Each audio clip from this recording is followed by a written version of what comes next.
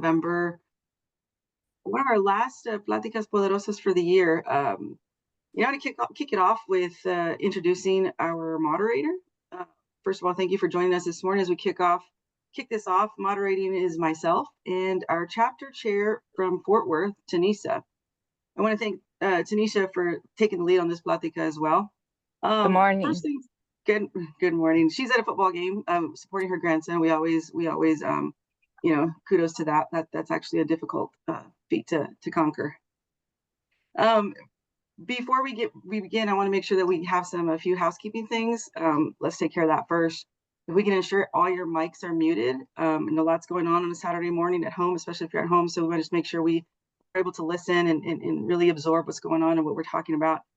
Just to avoid any background noise, we do have a few people monitoring the chat box. So if you have any questions, please feel free to dump them in there. Vanessa, Linda, myself, and anyone else on the board can look at those and make sure that we touch on those. So with that, I'll hand it over to Tanisha and she can introduce our speaker. Good morning, everybody. I'm excited that we're doing this. We had something like this that we did in our chapter back in March, and it's a very, very important topic. I think our community is very underserved, unaware. So I'm so glad that we are able to cover this today and hopefully get some resources out to our members.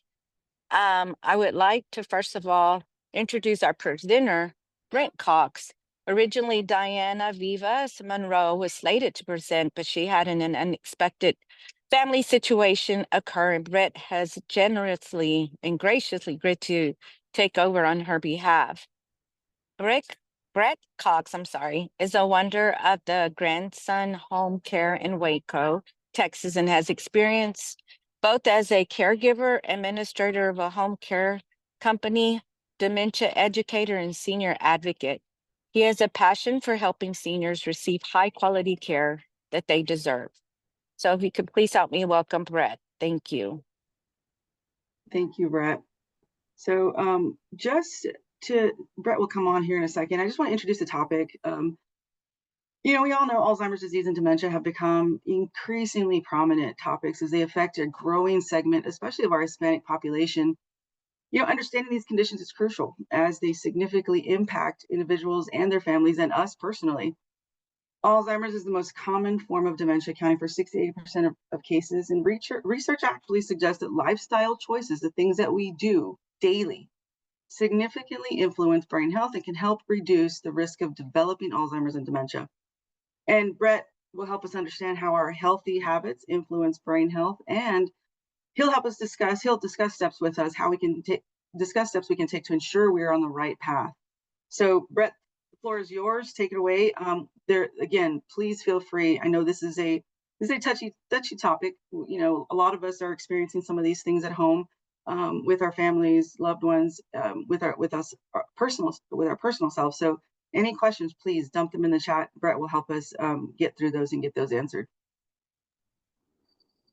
Awesome. Well, thank you. Just want to make sure, can you hear me? Great. Well, thanks for letting me join and be able to sub in for Diana. It's awesome to be with you guys. As you can see, I am currently in Waco, Texas on the beach. And so hopefully you can join me here one day. Anyway, I am a caregiver. I own and I run a senior home care company in Waco now. We do a lot of dementia caregiving. I was the first caregiver. We've got about 35, 40 caregivers now. We do a lot of dementia. And so I've seen a lot, and I've taken notice of a lot of trends and different things. And I love to help people. I love to help the community, whether they use our services or not. And so I'm happy to share the presentation and also hopefully share a couple nuggets that I've just seen. Before we start, I'll ask you a couple questions. Anyone can answer. What is the difference between dementia and Alzheimer's, or are they the same? They're not the same, but I'm not sure I understand the difference, I think. Exactly. Good. Anybody else? Isn't Alzheimer's a type of dementia? Bingo. That is exactly right. Yes. So dementia is, and I think we'll get to this in the presentation, but dementia is the umbrella term. So if we call disease, and then there's all types of different diseases, right? Dementia is the umbrella term, and then there's many types of dementia, Alzheimer's being the most famous one, the most common one that we all hear about. But there are other forms. Does anybody know, can anybody name one of the other forms of dementia?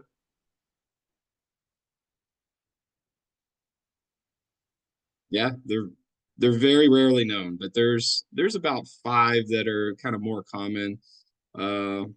Lewy bodies is one. Parkinson's is often associated with dementia. You might or might not know that. Anyway, so Alzheimer's and dementia, they're different. Alzheimer's is a type of dementia. 2 more questions before we get on. Is dementia growing? Is it shrinking? The number of people with it, the diagnosis, or is it stable? Where do you think we're at today in society? Growing. Agree, growing. Growing. Yeah. The awareness is causing more diagnosis that probably previously had not been made. Yep, that's true too. Yeah. Yeah. Here in Waco, in my business, I see it growing exponentially. It's just at a very, very rapid rate. And there's a number of factors for that. We'll get into those today, but it is something like cancer. Cancer, maybe 50 years ago was very rare to know someone that had cancer. Now you can't find a family that doesn't have someone with cancer, right? Dementia is entering that same category. It's going to be very hard to find a family that doesn't have someone in it with a form of dementia, and that seems to be increasing, sadly. So today's topic is really important. What can we do to maybe prevent that or reduce our risk of it? Last question before we get to the presentation. What do you think could be done if we don't have dementia right now? We don't want to have dementia in the future. What do you think we could do, practical steps to maybe reduce our risk and not get it later on? We were hoping you would tell us. Yeah, I think that there's some diet changes that can be made, and challenges of the brain, exercises for the brain that can help us position us in a place where we're taking more proactive, doing proactive things to help prevent that. And of course, awareness, right? Because we might have the symptoms, and because we're not aware of what the symptoms are, we may be living it daily and not even be aware that we're in that category. For sure. Yeah. And I think even what I see in our community here, reading our diet, mental wellness, Nelly, yes, that's all good stuff. And I think the numbers are still way suppressed, because what I see, and I think this is probably nationwide, a lot of families don't want it. It has kind of a stigma to it, right? So families know mom has dementia. Everybody knows, but we don't want to talk about it. We don't want to go to the doctor and get a formal diagnosis. We kind of want to ignore it and just live with it. And there's a lot like that. So there is, I don't know, a huge percentage of people living with dementia that are undiagnosed and don't count in the stats. So I think the numbers are astronomical. So it's great if we can learn a few things and see what we can do. All right, let me work on sharing. Erica says there are misconceptions between old age versus dementia, and therefore statistics are skewed. That's true too. Let me see if I can share the screen correctly. Oops.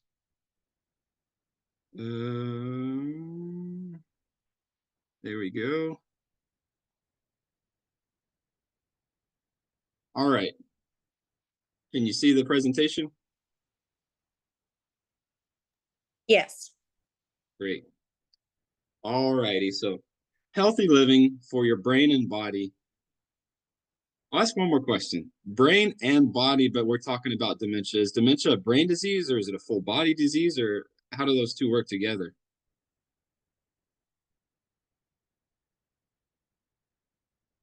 I would say full body. Yeah, I mean, if you think about it, our brain is commanding our entire body, right? So it is a brain disease, but it's affects our entire body because our brain is telling our body what to do. Your brain tells your body how to eat, how to stand and walk. So with dementia in the later stages, you can lose basic physical functions of your body because of the deterioration of the brain. All right, let's begin. Today we'll talk about behaviors that affect our brains and bodies.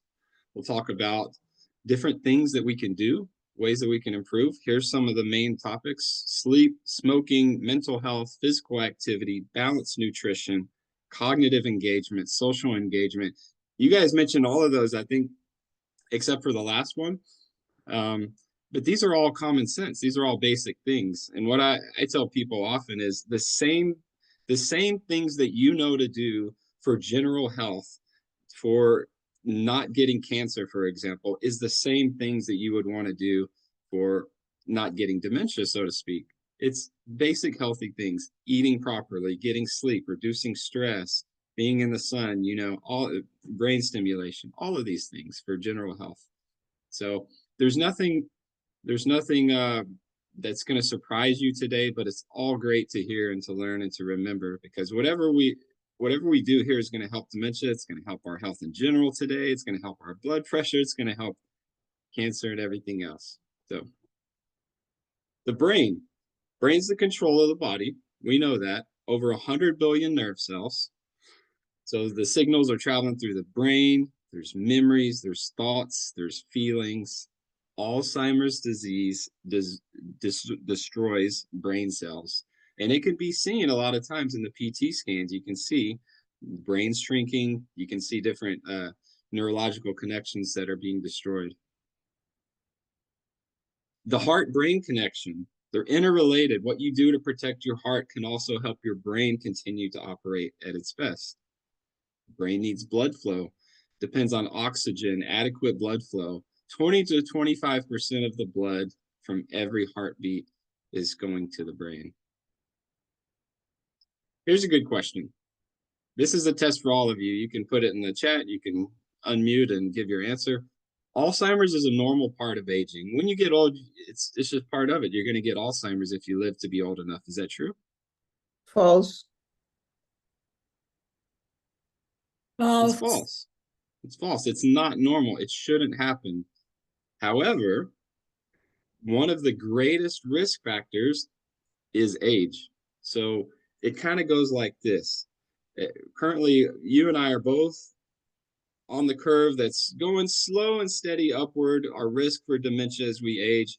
But then when we get up towards the late 80s and 90s, it starts to shoot up faster. So age is a huge factor in the risk of getting Alzheimer's or dementia, but it's still not normal.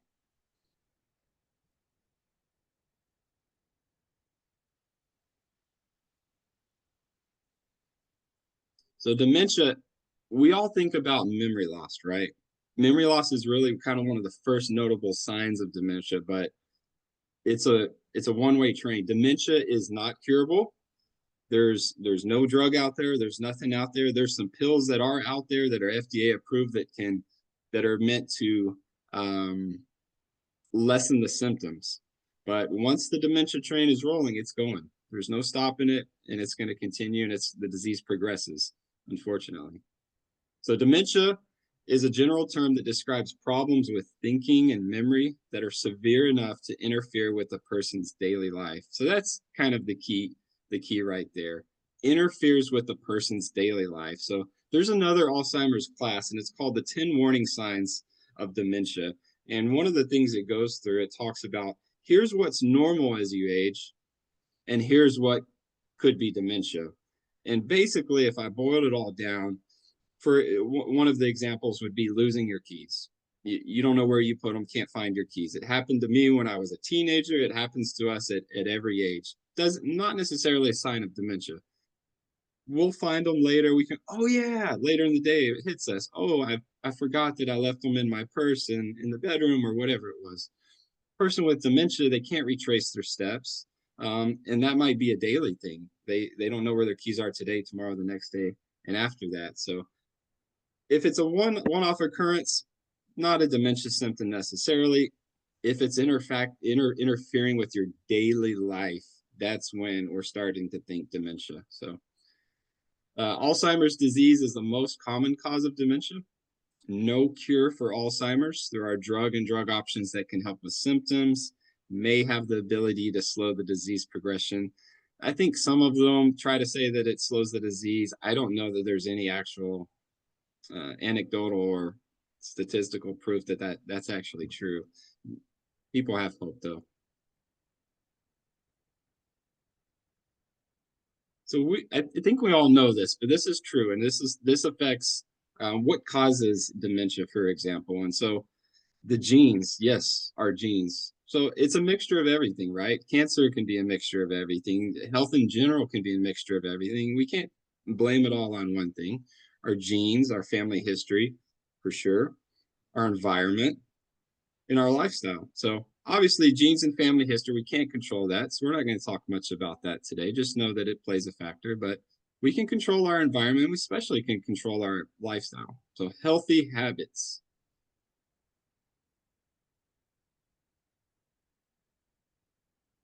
So here's some things you can look at. Again, these are basic things we want to know anyway. Blood pressure, blood sugar, weight, BMI, cholesterol. So interesting thing here with blood sugar, you might have heard it. There's kind of a new, it's not mainstream, but it's not exactly alternative either. There's a group of doctors that have been kind of sounding the alarm on the connection between dementia and diabetes, or what's the other way that they put it? It'll come to me in a minute, but they've even, some doctors have written books on it, done research on it, and even labeled it type 3 diabetes. If you go on YouTube and type 3 diabetes, you'll hear some talks on dementia. So there's insulin resistance. That was the thing I was trying to think of. So blood sugar, insulin resistance, people with diabetes have a higher risk as well. And I've noticed, so this isn't part of Alzheimer's education, but in my experience in the elder community and dealing with dementia a lot, I've taken a kind of a survey in my mind of families and people, whether it's people that we serve or it's people I meet in the community. All the people that I've ever come across, and I've probably got 50 to 100 cases in my head, I think there's only 2 that I can remember where the person with dementia didn't have a very sweet tooth. And it's scary because I think it's even worse for our generation. Sugar is in everything, right? You buy tortilla chips and it's got sugar in it if you look on the back. But what I see, Mr. Jones, for example, every day after work, he'd pick up a big jug of Sunny Delight, right? Heavy sugar. Miss Sally, she would eat a big bowl of ice cream religiously every night before bed. Mr. Bob would drink five Dr. Peppers every day. You know, I hear all these stories. These people had sugar addictions, you could say, maybe, and habits that were daily.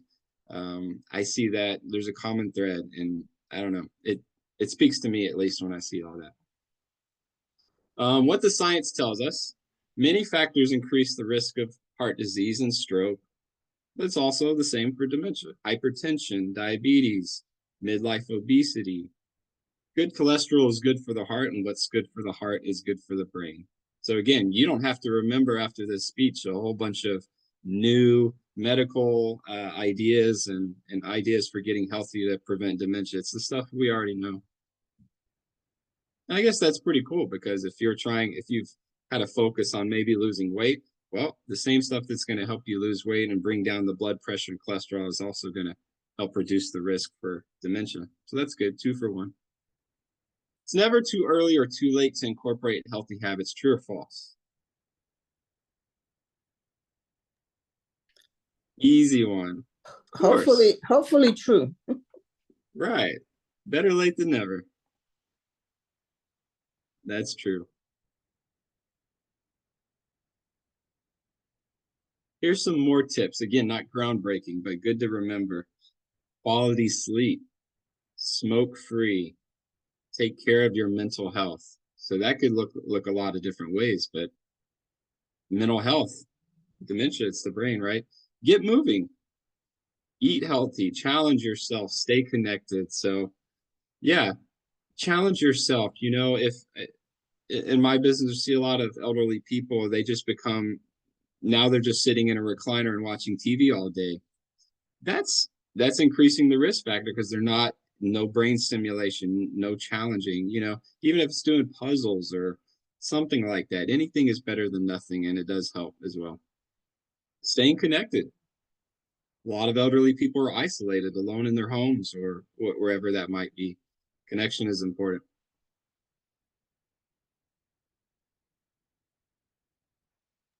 Brett, would you like to take questions now or at the Sure. end? Define, Either way, we you're can gonna do question. quality sleep. There was a question on what is it, but you're going right into it. Disregard my comment. Okay. Let me open the chat. I forgot to. What do you mean by quality sleep? Yeah, let's see if it gets into it.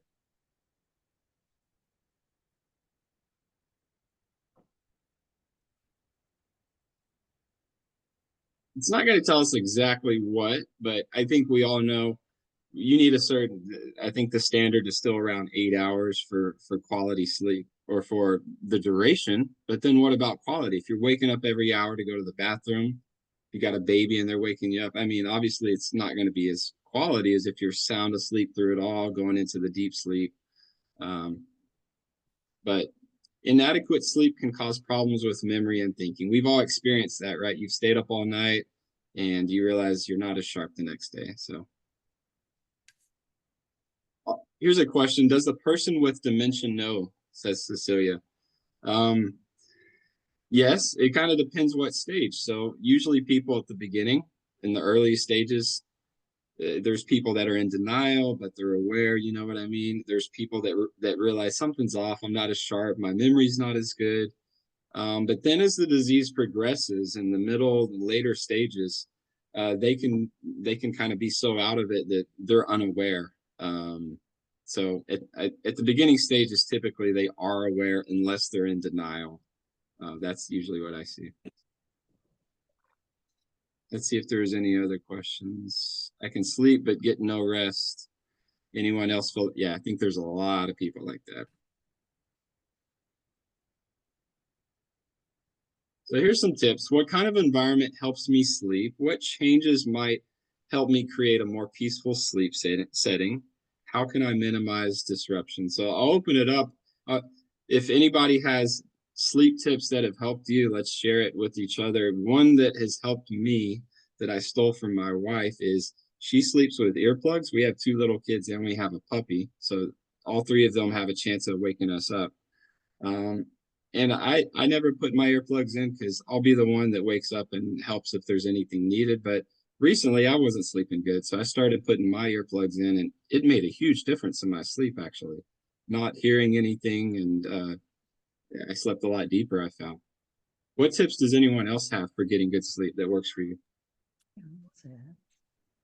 You know, I think it's important as a self-care habit to have an evening routine where and what I teach is that half an hour before you go to bed is to start winding down and disconnect yourself from social media, Good diet and exercise shower. really paid off. Seems to me a little nip tuck would have been.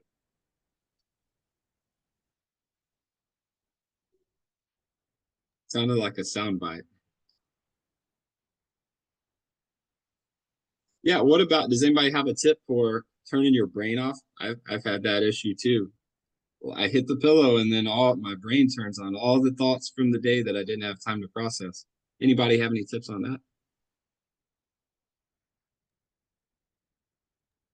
Sure, Pat. I think it's you can do breathing exercises to help you shut your brain down. You know, hold your breath, breathe in for 4, hold your breath for 4, breathe out for 4, and then hold your breath for 4. That's what they call a box exercise that can help calm down your brain and help you relax. Awesome. And this is Linda. If I get a thought, I pull out my list, which I'm a big proponent of. I write that list down, and now I feel like I can just turn the brain off, because anything that had been pending and I can't go to sleep because of is now on a list. That's just my personal to-do. Smart. You got to get it out. Yeah, and Well, I've always wondered if even if you have all this stuff in your brain and you don't get it out somehow, like you were mentioning, and you're able to fall asleep, I wonder if those thoughts are still rattling in your brain, not letting you sleep as deeply and as soundly when you're asleep. I don't know if that's true or not. But some other things people mention, 5 a.m. workouts, no TV in my room, no electronics, and a scheduled bedtime. Yep. All right, let's go on to the next one. Some more tips: control the room temperature. Most people sleep better when it's colder. That's true for me, I know. Turn off screens before bedtime, and talk to your doctor if you're still having frequent sleep problems. Melatonin, that's a common thing people are doing now. That's helped with myself. Smoking, so we'll go fast through this. There's not much more to say other than obviously not smoking is going to be good for your health and help with dementia as well. Dark room, sleepy tea. Yep. Chamomile tea. Smoke free. Like I said, I'm going to skip through this. That one's pretty straightforward. Mental health. So I think mental health is a big thing these days. Life is busy. Life is stressful for all of us. It's tough. It's tough to take time to take care of our mental health. Before we get into the tips that it has here, anybody have mental health tips that have worked for you?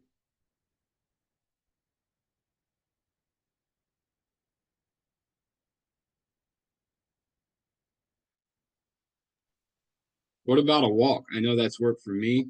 I had a moment one day where I just thought about what relaxes me, what calms my mind, and then also helps me get all those thoughts out. And it was actually taking a walk. If I take a walk, and it's important that I don't put on a podcast or something, because then I'm still not debriefing or whatever. But taking a walk without anything else, all those thoughts, instead of at the pillow coming out, they're coming out during the walk. It's calming to me. It relaxes me. I feel a lot mentally healthier when I come back from a walk. Hey, Brett, Journaling. I Yes. think if I may comment, this is Erica. So I think it's hard for us women, busy women, actually, to really focus on mental health for us. I think one of the hardest things for us is to find time for ourselves. And I see it in the chat, and it kind of brought this idea to me: is therapy weekly and visits with a mental health therapist. That's probably the only mandatory time that we could actually get, that we have an appointment and we can take care of our mental health for busy women, with small children, or just busy in general. So I think that's a hard one. It's going to be difficult to really find time for ourselves, and that's I important. agree. Yeah, I just wanted to I comment. think the busy life is hurting all of us. And I was talking to someone the other day too. I think therapy is becoming a thing. Obviously, it's very expensive, so that's tough. There needs to be a better solution somehow. But it's almost like we all go to our doctor for yearly checkups and things like that. We need a regular.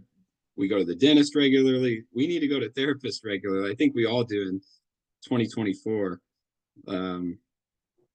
Let's see what else. Journaling. I think journaling is great. I need to do that. Yearly beach trip with girlfriends. That's smart. Reading. That's good.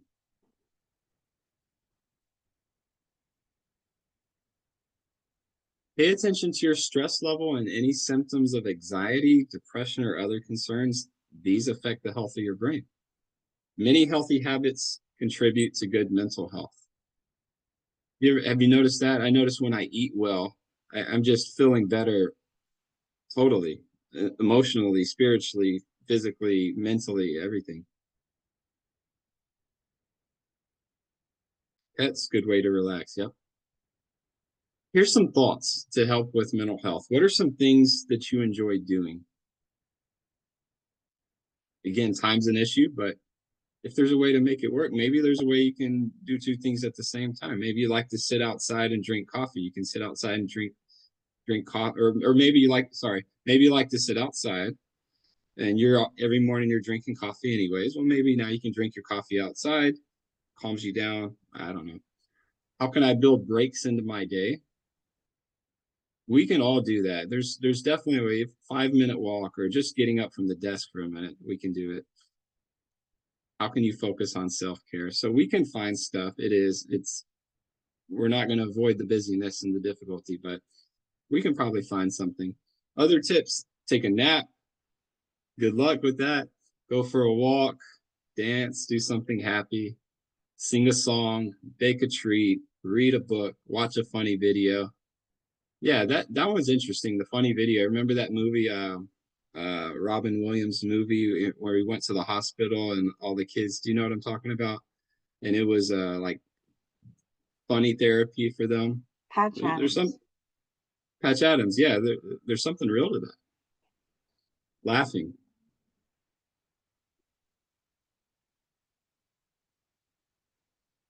Next, get moving. This is something. So one thing, dementia aside, that this also helps with, UTIs. Have any of you ever, it's very common that we deal with the people we care for, UTIs, urinary tract infections happen a lot. It's more common in elderly women, especially. Actually, moving is a big thing that helps with that. Fluids, of course, but moving. So moving helps, just everything. You wouldn't think it helps your brain and maybe reduce the risk of dementia, but it does. Science tells us consistent cardiovascular activity will reduce the risk of cognitive decline. Physical activity may directly benefit brain cells and reduce other risk factors. And everybody says that exercise, running, whatever people like to do, helps with depression a lot. That's always been kind of a phrase that people say. For most people, any increase in movement can have an impact on overall health. Some thoughts. What activities do I want to try? Maybe there's a walking group. Maybe you need some socialization. You need to connect with other people. You can do 3 birds with 1 stone. You can walk. You can get socialization. Maybe there's a walking group where you live. I don't know. How can I build more physical activity into my day? I had a friend tell me the other day, he sent me a link on Amazon to a treadmill, essentially, that goes under your desk at work. So that way you're not sitting, but you're standing, you can walk. But I was thinking, how am I going to type while I'm walking? Maybe it'll work, but it seemed tough, but it's a cool idea. Who can I ask to join me? So what I've learned, and it's probably true for you too, if you don't enjoy doing it, the habit's not going to stick, right? So if you want to get moving more, such as walking or exercising, you got to find a way to where you actually enjoy it. And maybe that's just as simple as bringing someone along that you enjoy talking with. And then now it becomes a habit that sticks because you enjoy it. You look forward to it. Find things that might already be a part of your day. Walk around your neighborhood. Take the stairs more often. Get off the bus and stop earlier. Another tip, start small. Don't be a perfectionist. The goal is progress, not perfection. Short amounts of physical activity add up. Maybe use the watch and the step counter. That's I've seen that help a lot of people because they want to hit their goals. Try something fun. Ask friends, family members, neighbors to join you. Any other tips? Anything that you guys have that has worked for you for adding movement into your life that's also enjoyable?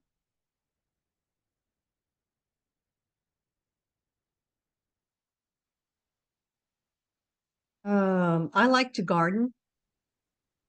So gardening, gets you outside, you get sun and bending and moving. Many people are afraid of the word exercise, so physical activity is a better term.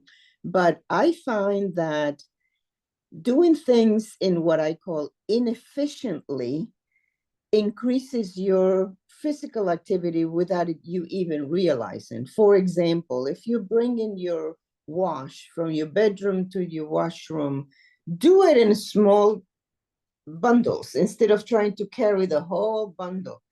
And that multiplies your steps. The same thing with bringing groceries from your car to your home. So do things inefficiently, and without you even knowing, you have increased your activity. Like Smart. I parking like it. far away and not close. I like that one. That's the easiest one. Mm-hmm. Sandra said, ride bikes, hiking, yoga. Yeah, fun things. All right, let's go on. Eating healthy, the obvious one, maybe one that we have the most control over because we're eating every day. Got no choice. It's also maybe the toughest one, right? America is not set up. I lived overseas for many years, and it was so much easier to eat healthier there than it is in America and Texas. It's tough. It's really tough. It's possible, but I'll be honest, it's tough. Eat healthy.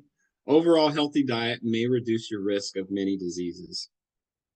I don't know where you guys are. You guys are in the Dallas-Fort Worth area, correct? We're all over.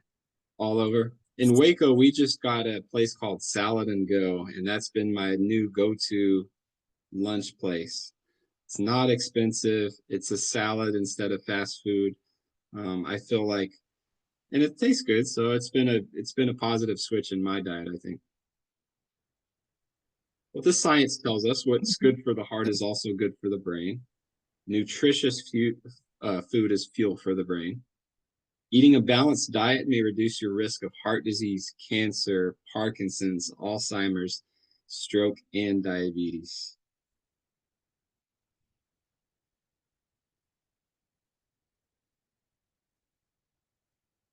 Examples of a balanced nutrition.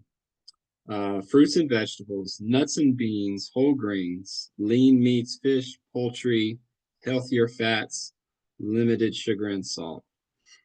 Things we know, Mediterranean diet. Anybody have any favorite meals that you like to make that are delicious, maybe fun, quick, easy to make, but also taste great?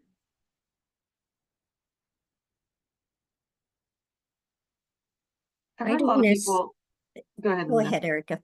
Oh, I was just going to say, I've heard a lot of people load in their smoothies with, everything that you need. And that's actually been a meal to go. I know my mother does that, and she just loads everything she needs in that one. And she's a very busy person. So that gives her all the nutrients she feels that she needs, and actually keeps her tummy full, and she's good to go. So I've seen an increase in that kind of diet too. And I don't necessarily have a recipe, but eat like a king for breakfast, like a queen for lunch, and like a pauper for dinner, because you're going to sleep. You probably do not make the last meal so heavy that you can metabolize it, is my point. I need to switch my royalty. I need to eat like a king in the morning. I do it at night. Yeah. I also think that eating very slowly and intentionally, rather than shoveling it down in 5 or 10 minutes, makes a difference for me as far as feeling full and not feeling like I keep eating because I don't feel full. If I take my time, less food makes me feel full. Amen. That's good. Lentil soup. Yeah, I like that one too. Sandra says veggie soup, plain yogurt with nuts and berries. Muesli. Try a new veggie a week. I like that. Also relating food and eating back to sleep. If you eat shortly before you go to bed, while you're sleeping, your body's using part of that energy to digest your food, and your sleep is not as restful. So if you can eat a lighter meal before dinner, or you have plenty of time to make sure your digestion is all finished before you go to sleep, ensures that your body can spend all of its energy healing and resting during its sleep instead of still having to digest and process food. That's something that can help sleep as well. Homemade treats like oat bars with fruit. Yeah, I know people that make the fruit roll-ups that I used to eat when I was a kid. They make those out of 100% fruit, and they're delicious. Those are pretty neat. Some tips and thoughts. How can I cook differently to make my meals healthier?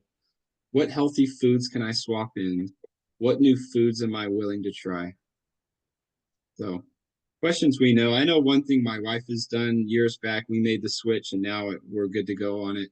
From the vegetable oils to coconut oil is what she cooks with now.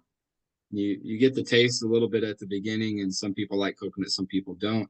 We don't taste it anymore. It's just natural to us. A little bit controversial, but I think it's a healthier oil. All right, olive oil, sodium-free spices instead of salt. Focus on what you can add in, such as more fruits and veggies instead of what to take away. Build meals around vegetables, beans, whole grains, leaner cuts of meat. Sandra says, Pinterest, great for new recipes. Yep. Cauliflower rice. Yeah, we've done that before too, and that's awesome. My wife has made cauliflower pizza, and it was good. She even made a broccoli pizza. It sounds nasty, but it was good.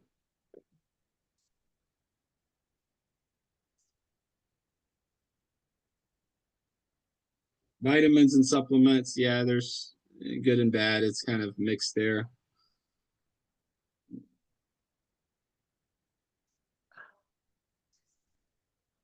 Easy question. Challenging your brain may help lower your risk of cognitive decline. True or false?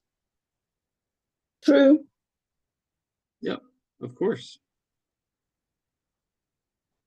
Claire said, focus on eating real food, not processed items. Totally true. I feel the difference instantly. If I eat a breakfast, like a sausage biscuit or something, processed food, one morning and then the next morning I have a banana and apple, I feel 100 times better on the banana and apple. But then somehow I go back to the sausage biscuit. Challenge yourself. Challenging your mind might have short and long-term benefits for your brain. So there's a number of things we can do. Again, focus on things you enjoy. It doesn't have to be chess if you don't like chess. It doesn't have to be jigsaw puzzles if you don't like those. Something, anything. Maybe it's Jeopardy. Maybe it's watching a TV show. Maybe it's doing some type of crossword. There's all sorts of things. Cognitive engagement, keeping our minds active and challenged. So my grandfather, he was 92, 93 years old, and he was just sharp as a tack, physically and mentally. And I always wondered that. I thought about that even as a kid. How does he do that? He ate normal. I mean, lived in the country, so probably ate a little bit healthier than we do in the city with the fast food around us and stuff. But nothing spectacular. But he was always engaging his mind. He was building computers or radios and doing all sorts of stuff. And I think that was really what made him live long and healthy mentally and physically. Learning new skills, working on a challenging task, or engaging in ongoing learning. I think that one's great. A challenging task. Again, something that's challenging but fun that you want to do, that you're interested in, not challenging that you're going to dread just for the sake of it being challenging. I think that's a great idea.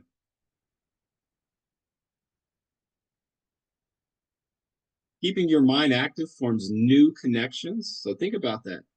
New connections. We don't just have a set amount and then they dwindle down and deteriorate. You can build new connections by keeping your brain active. Cognitive engagement encourages blood flow to the brain. Mentally stimulating activities may possibly maintain or even improve cognition. Engaging in formal education may keep your brain healthy and can provide protection against developing dementia. Mentoring, that's a good one. That'll keep your brain engaged for sure, trying to problem solve for other people. After the pandemic, my husband and I cooked together. That's fun. Questions to help you challenge yourself. What new hobbies or skills do I want to learn? What activities sound like a fun challenge? Maybe it's the steps you can do. It wouldn't be mentally challenging, well, maybe a little bit, but What topics would I like to learn more about? Fun and challenging. Take a class at a local college or community center on a new topic or skill. I know my mother is doing a class at Goodwill, like computer class. So she's learning computer skills. She can function with a computer. I don't know exactly what she's learning, but that's a great thing to do. She enjoys it. She's getting better. Try a new cooking technique. Learn a new language. Learn a new language, I can tell you, that's tough, especially when you're not a kid anymore. But doable. Build a piece of furniture, for guys maybe more. Learn how to play a new strategy game like chess. These are big ones. You can do smaller ones and that will work as well.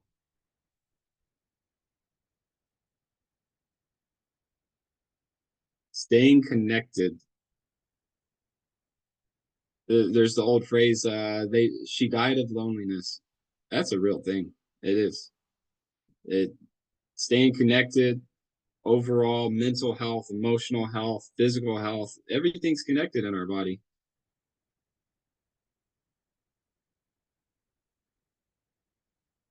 So staying socially active may support brain health. Social engagement is associated with living longer with fewer disabilities. Can you imagine? Those who feel well connected tend to make healthier choices in other areas. So it just kind of compounds. It's not 1 + 1 = 2. It's 1 + 1 = 4, for example. And Brett, if I can interrupt, because we did get this shout out from the Alzheimer Association there in Fort Worth. That organization was seeking out volunteers because staying connected, keeping social, mentoring people, or helping those with the association was very important to them. So I'm sure if the Fort Worth chapter of the Alzheimer Association needed it, I'm sure it's the same case throughout all our chapters. For sure. Yeah, the Alzheimer's Association, if you have, there's family caregiver support groups you can go to. There's always classes going on around, whether it's virtually or in person. Even in Waco, we've got all sorts of stuff going on. Final questions here. Staying connected. How do I like to stay connected? Do things you enjoy.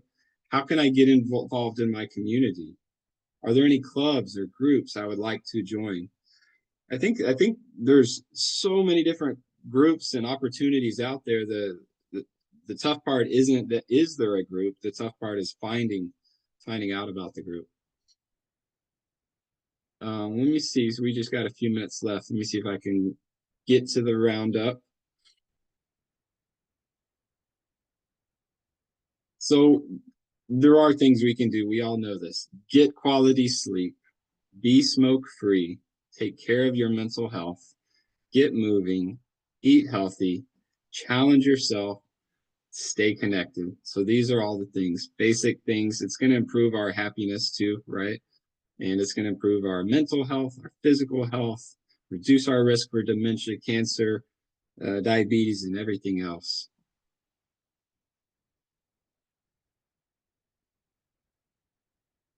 Alzheimer's has a 24/7 helpline. So if you have someone dealing, grandmother, sister, mother, whoever it might be, spouse with dementia, you have a question, you can call that 24/7, 365. Christmas evening, when Santa's coming down the chimney, you can call and they will answer.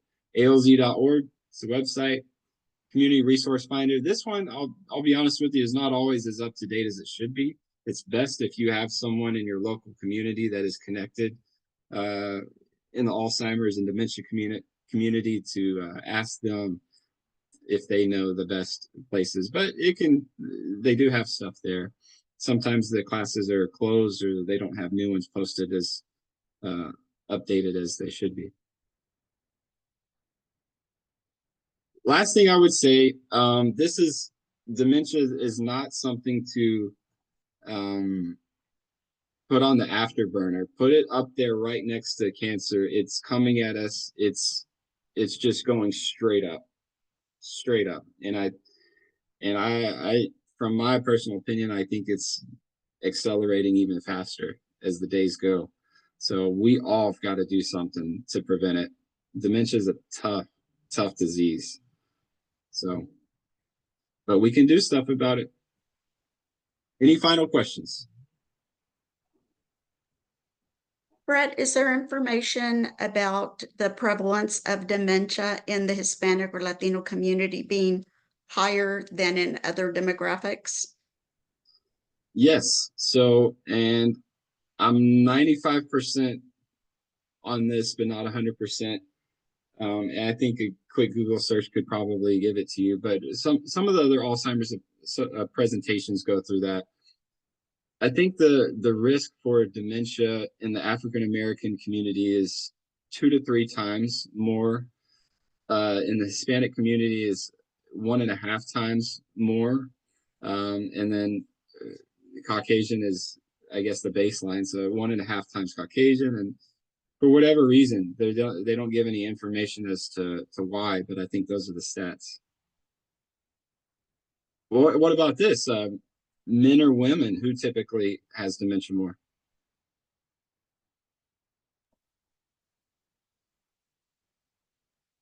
Men, I would say.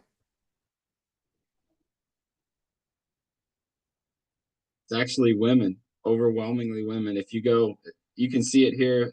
I don't, probably in Fort Worth, the Dallas area, it's the same thing too. If you go into a memory care facility, which is just for people with dementia, it's going to be overwhelmingly females. And there's people kind of guess as to why that is. A lot of people say because women, we know statistically women live longer than men, and the greatest risk for dementia is living longer as your age grows.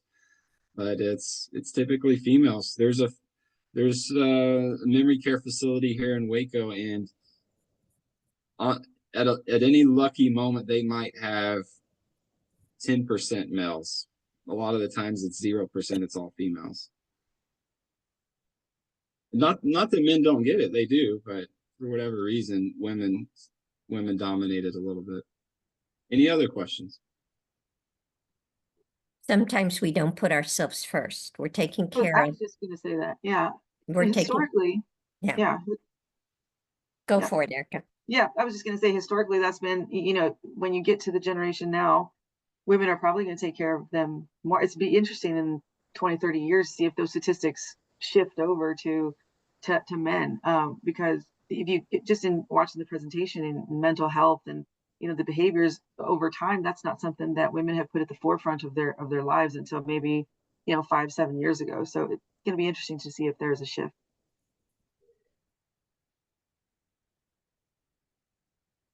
We take the burnt toast. We make sure everybody gets seated and eats first. That appointments for everybody else get done. Take the kids to the dentist, etc. And sometimes we put ourselves last. So you find that balance is the hardest thing. Yes, ma'am. Well, great. Any other questions? Any comments? How about that?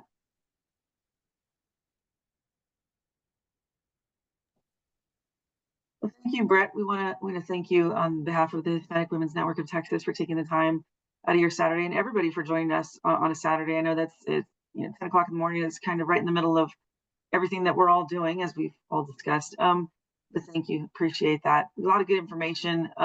It's something that's prevalent right now, and something we're all experiencing in some way, shape, or form. It's coming from all over the place.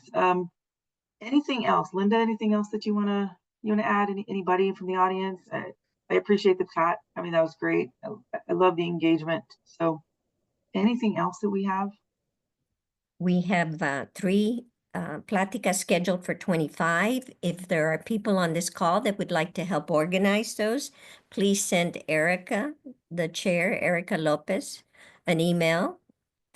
She's got the dates already selected. We appreciate everybody on this call, and then the floor back to Erica Moreno, who is going to make a decision on a coffee cup. Good luck, Let's Erica. all. I'm gonna change my view here. Let's all put our coffee cups on the chat, or not the chat. I'm sorry, that's wrong. Right in the camera. Where are they? Where's all the?